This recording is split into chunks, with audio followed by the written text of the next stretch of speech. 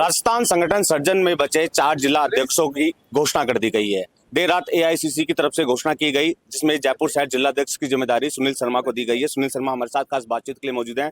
सुनील जी, एक बड़ी जिम्मेदारी आपको दी गई है, कैसे देखते हैं? देखिए, ये वैसे तो एक बहुत बड़ी चुनौती है, मगर इस चुनौती को मैं मानता हूँ कि जयपुर के अंदर कांग्रेस जितनी सशक्त है वो आप अच्छी तरह से समझते हैं। कांग्रेस के सैकड़ों हजारों वर्कर्स हैं।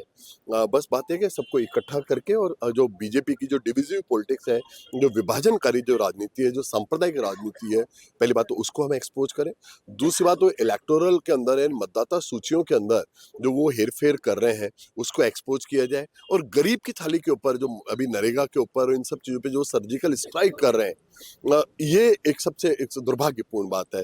तो ये मैं मानता हूँ कि अगर हम इन सब चीज़ों को लेके जनता के बीच में जाएँगे, तो आगामी दिनों में आपको म्युनिसिपल कॉर्पोरेशन में उसके रिजल्ट्स आपको दिखेंगे। और जयपुर का कांग्रेस का जो वर्कर है, वो बिल्कुल प्रतिबद्ध है, वो कमर कस के बैठा हुआ है और वो बीजेपी की इस विभाजनकारी, इस सांप्रदायिक राजनीति को नेस्तनाबूद कर देगा। मेरा पूरा पक्का यकीन है। आगामी दिनों में निकाय चुनाव भी है, बड़ी चुनौती है आपके सामने।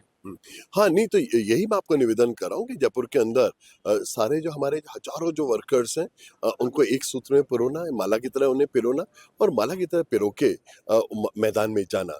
तो मैं मानता हूँ कि जब हम सभी लोगों को एक साथ मिलके हम ताकत लगाएँगे, तो इस देश के अंदर सेक्युलर प्रिंसिपल्स या डेमोक्रेटिक जो प्रिंसिपल्स हैं, जो गांधी और नेहरू का जो विज़न है, उसको लेके जब जाएँगे, जिसका परचम आज राहुल गांधी जी लहरा रहे हैं, तो I am very much confident कि जयपुर के अंदर कांग्रेस निस्संदेह इस विभाजनकारी राजनीति करने वाले लोगों को, सांप्रदायिक राजनीति करने वाले लोगों को पराभूत कर देगी, उन्हें पराजित कर देगी। क्या लगता है 2024 में सुनील शर्मा की जो नाराजगी थी वो अब दूर हो गई है?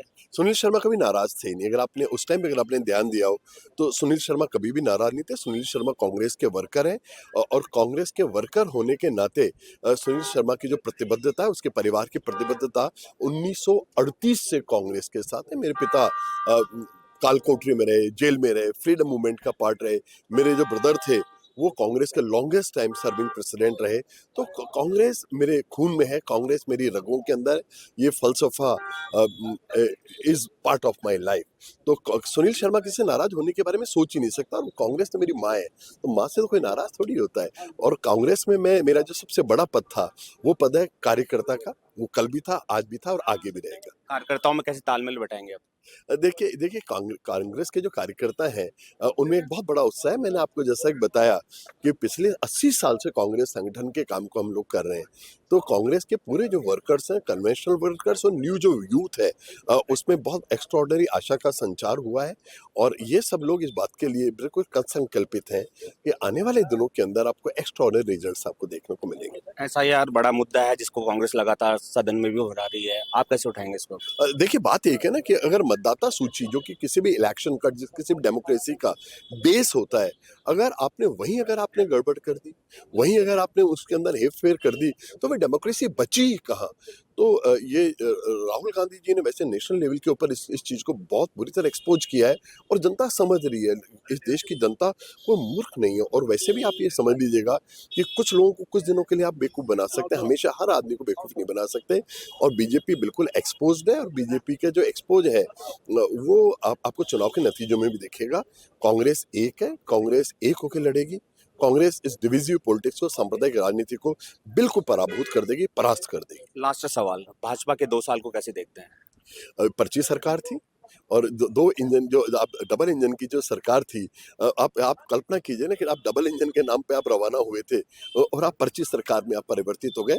पूरे एमएलएज या मंत्रियों की किसकी उन्हीं की कोई हैसियत नहीं, आम जनता की तो क्या बात करें आप।